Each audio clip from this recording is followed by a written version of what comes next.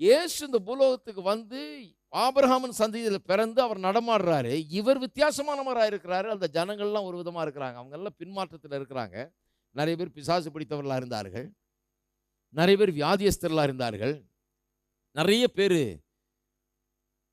பரிதாபமான நிலையிலே கிடந்தார்கள். தரித்திரத்திலே கிடந்தார்கள். எல்லாத்திலும் கிடந்தார்கள். ஏன்னா இந்த ஆபிரகாமின் சந்ததியார் நாம், இதெல்லாம் நமக்கு சொந்தம் என்கிற ஒரு உணர்வு அவர்களிடத்திலே இல்லாமற் போயிட்டு. இயேசுவினுடைய ஊழியத்தில் ரொம்ப முக்கியமான ஒரு பகுதி என்னன்னு சொன்னா, நிறைய பேருக்கு சுகத்தை அளித்தார். அதனால தான் அதை நான் எடுக்கிறேன் இப்போ. ஏன்னு சொன்னா, அது ஏன் ரொம்ப முக்கியம்னு சொன்னா, அவர் சுகத்தை அளித்த விதத்தை உங்களுக்கு காண்பிக்க போறேன். அப்பொழுது 18 வருஷமாய் பலவீனப்படுத்தும் ஆவியை கொண்ட ஒரு ஸ்திரீ அங்கே இருந்தாள். அவள் எவ்வளவும் நிமிரக்கூடாத கூனியாய் இருந்தாள். இயேசு அவளை கண்டு தம்மிடத்தில் அழைத்து, ஸ்திரீயே, உன் பலவீனத்தினின்று விடுதலையாக்கப்பட்டாய் என்று சொல்லி அவள் மீது தமது கைகளை வைத்தார். உடனே அவள் நிமிர்ந்து தேவனை மகிமைப்படுத்தினாள். இயேசு ஓய்வு நாளில் சொஸ்தமாக்கினபடினால் ஜெப ஆலய தலைவன் கோபம் அடைந்து ஜனங்களை நோக்கி, வேலை செய்கிறதுக்கு 6 நாள் உண்டே, அந்த நாட்களிலே நீங்கள் வந்து சொஸ்தமாக்கி கொள்ளுங்கள், ஓய்வு நாளிலே இப்படி செய்யலாகாது என்றான். கர்த்தர் அவனுக்கு பிரதியுத்தரமாக, மாயக்காரனே, உங்களில் எவனும் ஓய்வு நாளில் தன் எருதையாவது தன் கழுதையாவது தொழுதத்திலிருந்து அழுத்து கொண்டு போய் அதற்கு தண்ணீர் காட்டுகிறது இல்லையா? இதோ சாத்தான் 18 வருஷமாய் கட்டியிருந்த ஆபிரகாமின் குமாரத்தியாகிய இவளை ஓய்வு நாளில் இந்த கட்டிலிருந்து அவிழ்த்து விட வேண்டியதில்லையா என்றார். இந்த உடன்படிக்கையின் காரங்கள் எல்லாம் மறந்துட்டாங்க இவங்க. இயேசு வந்து சொல்றாரு, சாத்தான் 18 வருஷமாய் கட்டியிருந்த ஆபிரகாமின் குமாரத்தி. அப்படின்னா என்ன அர்த்தம்? ஆபிரகாமின் குமாரத்தியை தொடர்றதுக்கு சாத்தானுக்கு என்ன அதிகாரம் இருக்குது? ஆபிரகாமின் குமாரத்தியை எப்படி இந்த சாத்தான் தொடலாம்? ஆபிரகாமின் குமாரத்தியை எப்படி கட்டலாம்? ஆபிரகாமின் குமாரத்தியை எப்படி அடிமைப்படுத்தலாம் வியாதிக்கு? ஆபிரகாமின் குமாரத்தியை எப்படி இவன் கீழே அமுக்கி வச்சிருக்கலாம்? ஆபிரகாமின் குமாரத்தியை எப்படி இவன் செய்யலாம் என்று சொல்லிட்டு இவளை இந்த ஓய்வு நாளில் இந்த கட்டிலிருந்து அவிழ்த்து விட வேண்டியதில்லையா என்கிறார். இன்னொரு உதாரணத்துக்கு போவோம். மத்தேயு எழுதின சுவிசேஷம் 8ஆம் அதிகாரம். மத்தேயு 8. இங்க ஒரு குஷ்டரோகி, எல்லா விதமான வியாதியஸ்தர்கள் இருக்காங்க பாருங்க இந்த ஆபிரகாமின் சந்ததியார் மத்தியில். 2ஆம் வசனம். அப்பொழுது குஷ்டரோகி ஒருவன் வந்து அவரை பணிந்து, ஆண்டவரே, உமக்கு சித்தமானால் சுத்தமாக்க உம்மால் ஆகும். இவனும் பாருங்க யூத மார்க்கத்தை சேர்ந்தவன். ஏன் யூத மார்க்கத்தை சேர்ந்தவன் சொல்றேன்னா, 4ஆம் வசனத்தில் பார்த்தீங்கன்னா, அவன் சுகமான பிறகு இயேசு சொல்றாரு, இயேசு அவனை நோக்கி, இதை நீ ஒருவருக்கும் சொல்லாதபடி எச்சரிக்கையாயிரு, ஆயினும் அவர்களுக்கு சாட்சியாக நீ போய் ஆசாரியனுக்கு உன்னை காண்பித்து மோசே கட்டளையிட்ட காணிக்கையே. பார்த்தீங்களா? அப்போ அவன் இந்த நியாயப்பிரமாணத்துக்கு கீழே வாழ்றவன், அவன் யூதன். அவன் ஆபிரகாமின் சந்ததி. நீ கீழாயிராமல் மேலாயிருப்பாய், வாளாயிராமல் தலையாயிருப்பாய்ன்னு சொல்லியிருந்தாரு. அந்த சந்ததி. உபாகம் 28 சொல்லப்பட்டிருக்கிற வியாதிகள், இதுல சொல்லப்படாத வியாதிகள், இதெல்லாம் வந்து உன் மேல வராதுன்னு சொன்னாரு.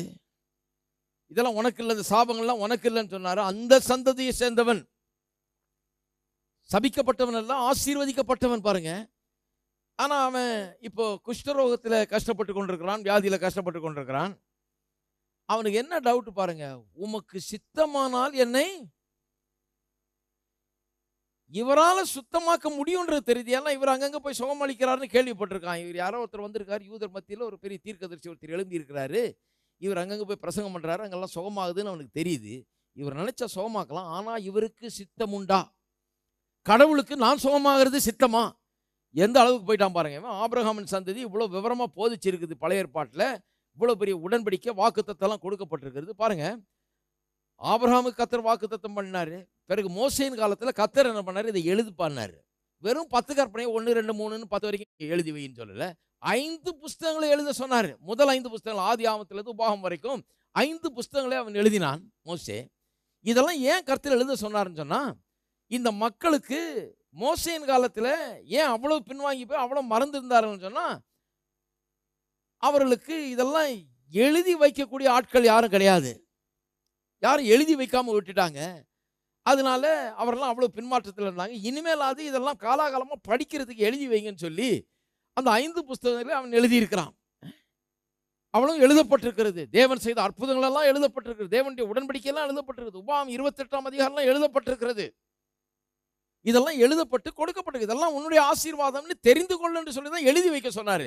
ஏன்னா அவங்க அடிமைகளாய் எகிப்தில் இருந்தபோது எழுதி வைக்கப்படவில்லை. அதனால அவங்களுக்கு வாசிக்கிறதுக்கு ஒண்ணும் இல்லை.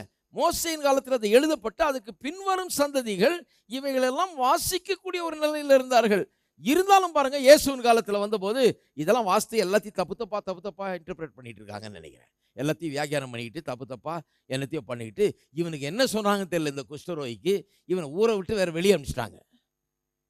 இவனை தொட்டா தீட்டு, இவன் உள்ள வந்தா தீட்டு, இவன் பக்கத்தில் வந்தா தீட்டுன்னு இவனை வெளியே அனுப்பிச்சிட்டு இப்போ இவனுக்கு என்ன சொன்னாங்கன்னு தெரியல. நான் நினைக்கிறேன் இது ஒருவேளை கடவுளுடைய சித்தமாக இருக்கலாம் அப்படின்னு சொல்லியிருப்பாங்க போல. அதனால அவன் அங்கே வந்துட்டு கேட்கலாம் அவர்கிட்ட. இவனுக்கு தெரியுது இவர் நல்ல சுகம்லாம் ஆக்குறாருன்னு. ஆனால் அவனுக்கு கடவுளுக்கு நான் சுகமாவது விருப்பமான்றது அவனுக்கு சந்தேகம். உமக்கு சித்தமானால் என்னை சுத்தமாக்கும். இயேசு தமது கையை நீட்டி அவனை தொட்டு எனக்கு சித்தம் உண்டு சுத்தமாக என்றார். உடனே குஷ்டரோகம் நீங்கி அவன் சுத்தமானான். இயேசு சுகமாக்குன பெரும்பாலான மக்களை பார்த்தீங்கன்னா மத்திய, மார்க், லூக்கா, யோவானில் வாசித்து பார்த்தீங்கன்னா அவருடைய அற்புதங்கள் சுகமாக்குன ஆட்கள் எல்லாம் பார்த்தீங்கன்னா முக்காவாசி பேர் எல்லாம் யூத மார்க்கத்தை சேர்ந்தவர்கள், ஆபிரகாமின் சந்ததியார். அவர்களுக்கு ஏற்கனவே சுகம் சொந்தமாக இருக்கிறது. ஆனால் அவர்கள் மத்தியில் அந்த சுகத்தை என்ஃபோர்ஸ் பண்ணுறதுக்கு ஒரு ஆள் இல்லை. நான் சொன்னேன் இல்லையா, முதல்ல இதை ஆரம்பிக்கும் போது பூமியில் எவைகளை கட்டுவீர்களோ அவைகள் கட்டப்பட்டிருக்கும், பூமியில் எவைகளை கட்டவிழ்ப்பீர்களோ அவைகள் பரலோகத்தில் கட்டவிழ்க்கப்பட்டிருக்கும். அந்த அர்த்தத்தை சொன்னேன் இல்லையா ஆம்பிளிஃபைட் வெர்ஷன்லேருந்து. அப்படின்னா என்ன அர்த்தம்? நாம் இங்கே கட்டி அப்புறம் அங்கே கட்டுறது இல்லை. பரலோகத்தில் எவைகள் கட்டப்பட்டிருக்குதுன்னு பார்த்து நீ பூலோகத்தில் கட்டுன்றாரு. அதுதான் பரலோகத்திலும் கட்டப்பட்டிருக்கும். பரலோகத்தில் எவைகள் கட்டவிழ்க்கப்பட்டிருக்கிறதுன்னு பார்த்து அதை பூலோகத்தில் கட்டவிழ் ஏன்னு சொன்னால் அதுதான் பரலோகத்திலும் கட்டவிழ்க்கப்பட்டிருக்கிறது. அர்த்தம் சொன்னேன் இல்லையா? அப்ப என்ன? Is an enforcer. அவன் அதை அமுல்படுத்துகிறவன். பரலோகம் எதை கட்டுகிறதோ அதை இந்த பூலோகத்தில் கட்டுகிறவன் தான் உடன்படிக்கையின் மக்கள். நாம் உடன்படிக்கையின் மக்கள். பரலோகம் எதை சட்டப்பூர்வமாக அனுமதிக்கிறதோ அதை அனுமதிக்கிறோம். சட்டப்பூர்வமாக பரலோகம் எதை அனுமதி மறுக்கிறதோ அதற்கு அனுமதி மறுக்கிறவர்கள். கட்டுகிறோம், கட்டவிழ்க்கிறோம், அனுமதிக்கிறோம், அனுமதி மறுக்கிறோம். இப்படிதான் வாழ்ந்திருக்கணும். ஆபிரகாமின் சந்ததியார் இப்படிதான் வாழ்ந்திருக்கணும். பாருங்க, கட்டி இருக்கணும், கட்டவிழ்த்து இருக்கணும். எதெல்லாம் கட்டணுமோ அதெல்லாம் கட்டி இருக்கணும், எதெல்லாம் கட்டவிழ்க்கணுமோ அதெல்லாம் கட்டவிழ்த்திருக்கணும். என்னவெல்லாம் பரலோகத்தில் கட்டப்பட்டிருக்கிறது என்பதை அறிந்து கொண்டு அவைகளை பூமியிலே தங்களுடைய வாழ்க்கையில கட்டி இருக்கணும். எவைகளெல்லாம் பரலோகத்தில் கட்டவிழ்க்கப்பட்டிருக்கிறது தெரிந்து கொண்டு அதை பூமியிலே தங்களுடைய வாழ்க்கையில கட்டவிழ்த்திருக்க வேண்டும். இருக்கீங்களா? அதை பண்றதுக்கு தான் ஆள் இல்லை. இப்போ ஒருத்தர் புதுசா வந்திருக்கிறாரு, இயேசுநாதர். அவர் எங்க பார்த்தாலும் போய் கட்டுறாரு, கட்ட அவிழ்க்கிறாரு. அந்த பெண்ணிடத்துல என்ன சொன்னாரு? பெண்ணே, உன்னுடைய பலவீனத்திலிருந்து உன்னுடைய கட்டை நான் அவிழ்க்கிறேன், கட்ட அவிழ்க்கிறேன். ஏன்னா பரலோகம் நீ கட்ட அவிழ்க்கப்பட்டவள் என்று சொல்லி இருக்கிறது. ஆபிரகாமின் உடன்படிக்கை உன்னுடைய கட்டுகளை அவிழ்த்து விட்டிருக்கிறது. நீ கட்டவிழ்க்கப்பட்டவள். நீ பலவீனத்துக்கு சொந்தக்காரி அல்ல, பலத்துக்கு சொந்தக்காரி என்று சொல்லி கட்டவிழ்க்கிறார். புதுவிதமான ஒரு ஆளை பார்க்குறாங்க. அவர் தான் சொல்றாரு, பூமியிலே எவைகளை கட்டுகிறீர்களோ அவைகள் பரலோகத்தில் கட்டப்பட்டிருக்கும். பூமியில எவைகளை கட்ட அவிழ்க்கிறீர்களோ அவைகள் பரலோகத்தில் கட்டவிழ். அவங்களுக்கு ஆச்சரியமா இருக்கு. என்னையாது நம்ம கட்டினா அங்கே கட்டுறாங்களாம்? இல்லை, அங்கே என்ன கட்டியிருக்குன்னு பார்த்து இங்கே கட்டுங்க. அப்புறம் பார்த்தா அது அங்கே கட்டப்பட்டிருக்கு, அதனால தான் இங்கே நீங்கள் கட்டியிருக்கீங்க. என்ன கட்ட அவிழ்க்கப்பட்டிருக்குன்னு பார்த்து இங்கே அதை கட்ட அவிழுங்கள். இங்கே என்ன மிஸ்ஸிங்னு சொன்னால் கட்டுகிறதுக்கும் கட்ட அவிழ்க்கிறதுக்கும் ஆளு இல்லை. அப்போ இயேசு சுகமளிக்கிறப்பெல்லாம் பார்த்தீங்கன்னா எங்கேயாவது ஒரு பெரிய ஜெபம் பண்ணியிருக்கிறாரா? ஆண்டவரே, நான் உண்மை கெஞ்சி கேட்டுக்கொள்கிறேன் கர்த்தாவே, எப்படியாவது இந்த சகோதரனுக்கு சுகத்தை நீ அருள்வீராக. எங்கேயாவது ஜெபம் பண்ணி கேட்டிருக்கீங்களா? அப்படி இறங்கும் ஆண்டவரே, இவருக்கு எப்படியாவது நீ இல்லை. ஏன்னா ஏற்கனவே கொடுத்ததை பற்றி கெஞ்சிக்கிட்டு இருக்கக்கூடாது. ஏற்கனவே எது நமக்கு சொந்தமாக இருக்கிறதோ அதை பற்றி நாம் கெஞ்சிக்கிட்டு இருக்க வேண்டிய அவசியம் கிடையாது. ஏற்கனவே நமக்கு சொந்தம்னு எதெல்லாம் சொல்லப்பட்டிருக்கிறதோ அதை பற்றி ஏன் அழுதுட்டு இருக்கணும்? அதை பற்றி நான் இது கெஞ்சிட்டு இருக்கணும்? அதனால தான் நீங்கள் வாஸ்து பாருங்க, சுவிசேஷத்தை வாசிக்கும் போது ரொம்ப இன்ட்ரெஸ்டிங். அது இதெல்லாம் ஆப்சர்வேஷன், இதெல்லாம் வாஸ்து பார்த்தீங்கன்னா கிளீனாக தெரியுது. அவர் என்ன சொல்றாரு? அந்த பெண்ணிட்ட பார்த்து ஒரு ஜெபம் பண்ணல, அந்த அம்மாவை பார்த்து என்ன சொன்னாரு? பெண்ணே, உன்னுடைய வியாதியிலிருந்து உன்னை கட்டவிழ்க்கிறேன் அப்படின்னு சொல்லி சும்மா கையை வைக்கிறார். அவ்வளோதான். அந்த கையை வைக்கிறதுன்றது ஒரு பாயிண்ட் ஆஃப் கான்டாக்ட். அந்த பெண்ணுக்கு அவளுடைய விசுவாசிக்கிறதுக்கு அவளுக்கு ஒரு ஹெல்ப். நான் இப்போ கையை வைக்கிறேன், அப்போ நீ எடுத்துக்கோ, நீ ஒன்றுது அது அப்படிங்கிறார். ஏன்னா அந்த அம்மா பாவம் இவ்வளோ நாளாக தப்பான உபதேசத்தை கேட்டுருக்குது, கொஞ்சம் ஹெல்ப் பண்ண வேண்டியதாக இருக்குது. அதனால தான் கை வைக்கிறது. சிலர் நினைக்கிறாங்க கை வைக்கிறது தான் ஹைட் ஆஃப் ஸ்பிரிச்சுவாலிட்டின்னு. இல்லை இல்லை இல்லை, கை வைக்கிறது கொஞ்சம் பலவீனமாக இருக்கவங்களுக்கு உதவி செய்கிறதுக்கு. சுகமாகிறது பெஸ்ட் வழி என்னன்னா, இது என்னுடையதுன்னு தெரிஞ்சு நீங்களே எடுத்துக்கிறது, அதுதான் பெஸ்ட் வழி. ஹலோ, யாராவது கை வச்சு சுகமாகிறது தான் பெஸ்ட் வழி நினச்சிங்கன்னா தப்பு. அது வந்து எங்கேயோ போய் தப்பு தப்பாக கேட்டு சுகத்திலேருந்து விடுதலை பெற முடியாமல் கடைசியில் யாராவது கை வச்சு அவங்களுக்கு விசுவாசத்துக்கு ஹெல்ப் பண்ணுறாங்க, அவ்வளோதான் ஒழிய வேற ஒன்றும் கிடையாது. அப்போ பாருங்கள், அவர்கள் மத்தியில் எப்படி ஜெபம் பண்ணுறாரு பாருங்கள், எப்படி அவருக்கு விடுதலை ஆக்குறாரு பாருங்கள். அவர் வந்து பெரிய ஜபத்தை பண்ணல. எப்போவுமே இந்த சுகத்துக்காக பார்த்தீங்கன்னா அது ஒரு ஆப்சர்வேஷன். நீங்கள் சுவிசேஷத்தெல்லாம் வாசித்து பாருங்கள், நீண்ட ஜபம்லாம் அவனுக்கு கெஞ்சிக்கிட்டு மன்றாடிக்கிட்டு போராடிக்கிட்டுலாம் இல்லை. சுகத்துக்காக போட்டு போராடிக்கிட்டு மன்றாடிக்கிட்டு அதெல்லாம் கிடையாது. பிசாசை பார்த்து போ அப்படின்றார், அவ்வளோதான் போயிடுது. பிசாசு ஓடி போகுது. வியாதியை பார்த்து போன்றாரு, அதுவும் போயிடுது. வியாதியஸ்தனை பார்த்து நீ விடுதலையாக்கப்பட்டான்றான், அவன் உடனே எந்திரிச்சிட்றான், அவன் உடனே சுகமாயிடுறான். அப்போ இங்கே இவனுக்கு என்ன சொல்கிறாரு? எனக்கு சித்தம் உண்டு சுத்தமாகுன்னார். இது ஜபமா? இது ஹலோ, இது ஜபமாங்க? இது என்னங்க வந்தானே ஒரு ஜபம் பண்ணக்கூடாதா? உருக்கமாக கண்ணீரோட ஒரு பாரத்தோட ஒரு ஜபம் பண்ணக்கூடாது? எதுக்குங்க கண்ணீரோட பாரத்தோட ஜபம் பண்ணணும்? வேற எதுக்காவது கண்ணீரோட பாரத்தோட ஜபம்? இதுக்கு கண்ணீரோட பாரத்தோடலாம் ஜபம் பண்ண வேண்டியது இல்லை. இது எத்தனை ஆயிரம் வருஷங்களா, எத்தனை நூற்றாண்டுகளாக இவனுக்கு சொந்தமான சொத்து. இவனுக்கு தெரியல. இவன் ஊருக்கு வெளியே குஷ்டரோகியா வாழ்ந்து கொண்டிருக்கிறான்.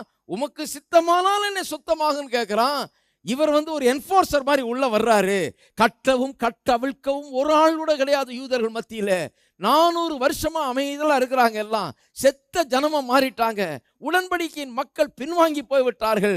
இதெல்லாம் யாரும் அவர்களுக்கு அறிவிக்கவே இல்லை. இவர் வருகிறார், ஆபிரகாமின் குமாரத்தியை பார்த்து, பெண்ணே உன்னுடைய பலவீனத்திலிருந்து விடுதலையாக்கப்பட்டா என்றார். கையை வைக்கிறார், அவர் சுத்தமாகிறார், அவ்வளவுதான் விடுதலை ஆகிறார்.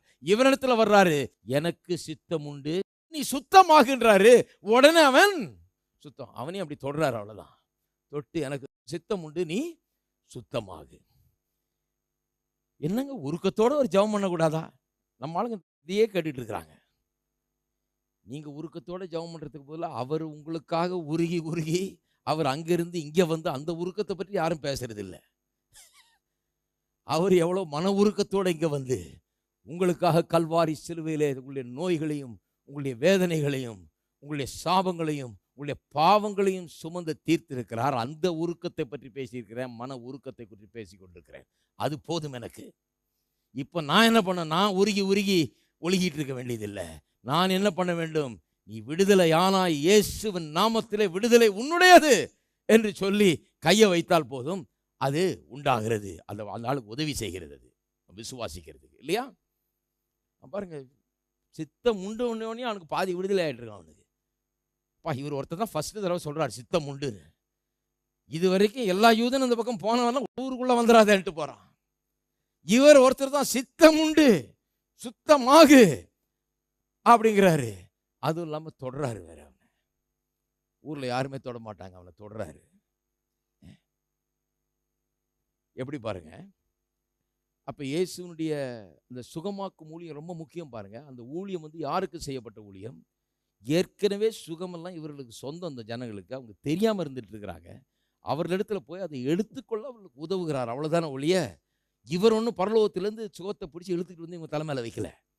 சுகமெல்லாம் அவர்களுக்கு சொந்தம்னு அவர்களுக்கு சொல்றாரு, அவர்களுக்கு அறிவிக்கிறாரு, அதை என்ஃபோர்ஸ் பண்றாரு, கட்டுறாரு, கட்டவிழ்க்கிறாரு, அவ்வளவுதான். தான் வைட்டல் சைட் ஆஃப் ரிடெம்ஷன். அவர்களுக்கு சொந்தமானதை அங்கே அமல்படுத்துகிறார், அவ்வளவுதான். இல்லைங்களா? சரி, மத்தேயு 12ஆம் அதிகாரத்துக்கு திருப்புங்கள். மத்தேயு 12:10. அங்கே சூம்பின கையுடைய மனுஷன் ஒருவன் இருந்தான். அப்பொழுது அவர் மேல் குற்றஞ்சாட்டும்படிக்கு ஓய்வு நாளில் சொஸ்தமாக்குகிறது நியாயமா என்று கேட்டார்கள். மறுபடியும் பாருங்க, இதுதான் வருது. ஒரு இடத்துல இல்லை, பல இடங்களில் எப்படி பிரச்சனை. ஓய்வு நாளில் சுகமாக்க கூடாதுன்னு. ஓய்வு நாளில் சுத்தமாக்குறது நியாயமா என்று கேட்டார்கள். அதற்கு அவர், உங்களில் எந்த மனுஷனுக்காகிலும் ஒரு ஆடு இருந்து அது ஓய்வு நாளில் குழியில் விழுந்தால் அதை பிடித்து தூக்கிவிட மாட்டானோ? ஆட்டை பார்க்கலும் மனுஷனானவன் எவ்வளவு விசேஷித்திருக்கிறான். ஆதலால் ஓய்வு நாளிலே நன்மை செய்வது நியாயம்தான் என்று சொன்னார். பின்பு அந்த மனுஷனை நோக்கி, உன் கையை நீட்டு என்றார். மறுபடியும் பாருங்க, அதே இதுதான், ஜபமே கிடையாது. ஏன் கையை எப்படி வச்சிட்டு இருக்கிற, நீட்டுங்கிறார். நீட்டு, உன் கையை நீட்டு என்றார். அவன் நீட்டினான், அது மறு கையை போல சொஸ்தமாயிற்று. அப்ப ஏன் அப்படி, ஏன் அப்படின்னு சொன்னா, இவன் வந்து ஒரு யூதன் பாருங்க. இவன் வந்து ஏற்கனவே இவனுக்கு இந்த ஆசீர்வாதம் சொந்தமாக இருக்கிறது. இவன் பாருங்க, ஜபாலயத்திலே இவன் இருக்கிறான். சூமின கையை உள்ளவன் எங்க இருக்கிறான், ஜபாலயத்தில் இருக்கிறான். சர்ச்சுக்கு போயிருக்கிறான். சர்ச்சில் என்னதான் போதிக்கிறாங்கன்னு தெரியல, அவனுக்கு யாரும் சொன்ன மாதிரி தெரியல. இன்னும் கேட்டால் அவனுடைய சுகத்துக்கு தடையா இருக்கிறார்கள். அவர்கள் சொல்றாங்க ஓய்வு நாளில் சுகமாக கூடாது, மற்ற நாள் இருக்கு. அப்ப அவன் என்னைக்கு கோயிலுக்கு வர்றானோ அன்னைக்கு தான் சுகமாக கூடாத நாள். அவன் வராத நாள்லாம் சுகமாகலாம். வர்ற நாள் சுகத்தை பற்றி ஒன்றும் பேசுறது இல்லை போல இருக்கு. அப்ப இயேசு சொல்றாரு, ஒரு ஆடு இருந்து அது ஒரு குழியில விழுந்ததுன்னா அதை பிடித்து தூக்கி விட மாட்டியா?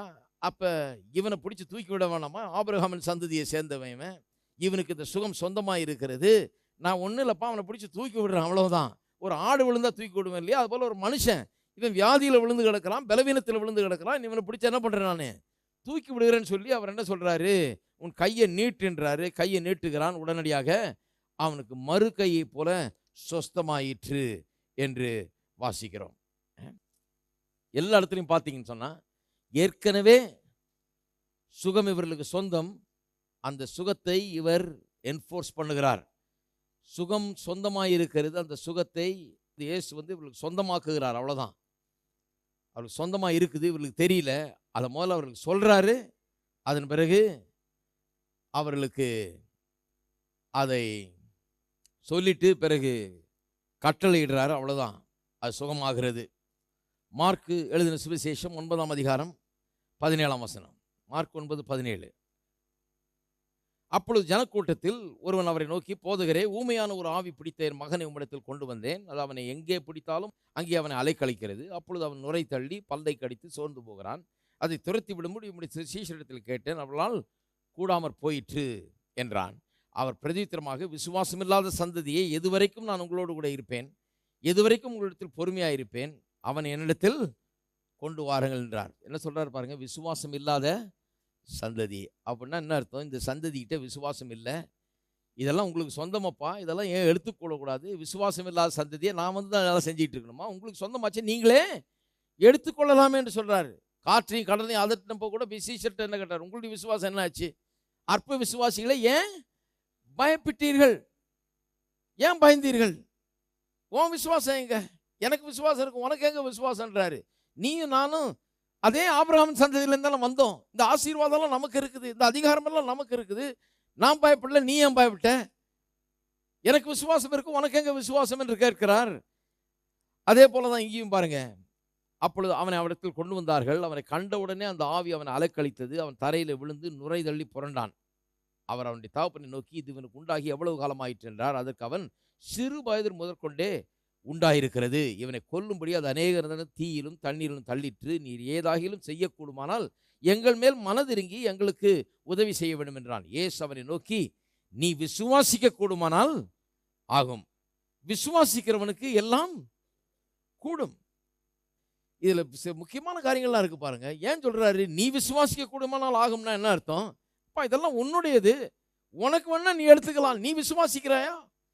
இதெல்லாம் உனக்கு கடவுள் கொடுத்திருக்கிறார். உன்னுடைய சந்ததிக்கு, உன்னுடைய பிள்ளைக்கு, உன்னுடைய குடும்பத்துக்கு இது சொந்தமாக இருக்கிறது. நீ விசுவாசிக்கிறாயா? நீ விசுவாசிக்க கூடுமானால் ஆகும். விசுவாசிக்கிறவனுக்கு எல்லாம் கூடும். என்னெல்லாம் உனக்கு கொடுக்கப்பட்டிருக்கிறதோ அதை நீ விசுவாசித்தால் உனக்கு கூடும் என்கிறார். பாருங்க, உடனே பிள்ளையின் தகப்பன், விசுவாசிக்கிறேன் ஆண்டவரே, என் அவிசுவாசம் நீங்கும்படி உதவி செய்யும் என்று கண்ணீரோட சத்தமிட்டு சொன்னான். அப்பொழுது ஜனங்கள் கூட்டமாக ஓடி வருகிறதை இயேசு கண்டு அந்த அசுத்த ஆவியை நோக்கி, ஊமையும் செவிடுமான ஆவியே, இவனை விட்டு புறப்பட்டு போ, இனி இவனுக்குள் போகாதே என்று நான் உனக்கு கட்டளை இடுகிறேன். என்ன பண்ணுகிறார்? கட்டுகிறார்.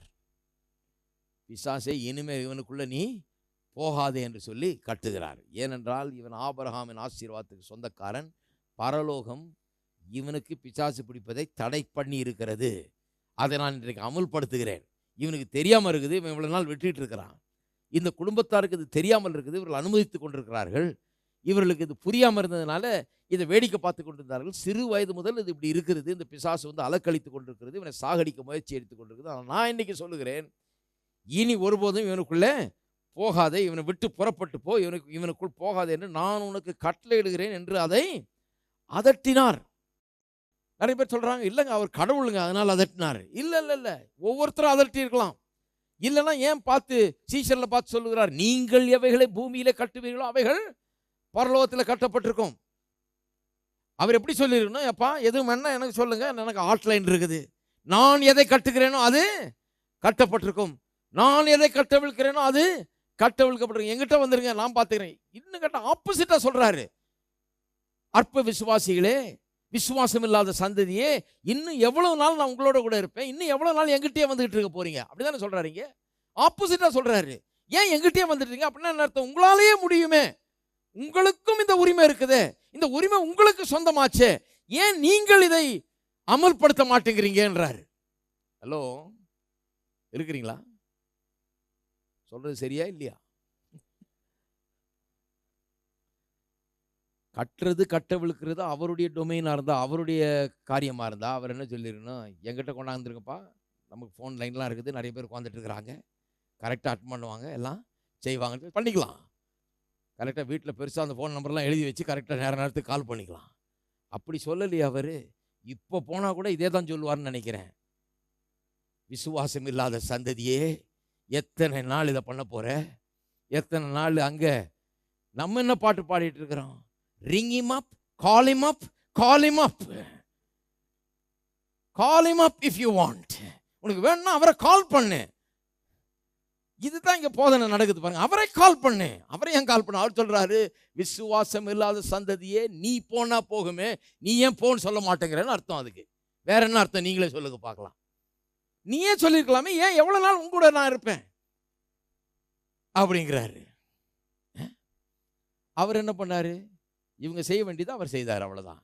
இவனை விட்டு புறப்பட்டு போ, இனிமே இவனுக்குள்ள வராதே. இது இவரெல்லாம் என்ன பண்ணிருக்கணும், அவங்க வீட்டில் பிசாசே, இந்த வீட்டை விட்டு போ, என்னுடைய பையனை விட்டு போ, இனிமேல் இவனுக்குள் வர உனக்கு அதிகாரம் கிடையாது, இந்த வீட்டின் மேல உனக்கு அதிகாரம் கிடையாது, உன்னை கட்டுகிறேன். ஆபிரகாமின் சந்ததியில வந்த நான், ஆபிரகாமின் ஆசீர்வாதத்துக்கு சொந்தக்காரன், இது என்னுடைய பிறப்புரிமை, உன்னை கட்டுகிறேன், தேவனுடைய ஆசீர்வாதத்தை கட்டவிழ்க்கிறேன். இவனுக்கு சொஸ்தமாக இனிமே நுர தள்ள மாட்டான், இனிமே விழமாட்டான், இனிமே இப்படி பண்ண மாட்டான், இயேசுவின் நாமத்தில் அவனுக்கு சுகம் உண்டுன்னு அதை அறிவிக்க வேண்டும்.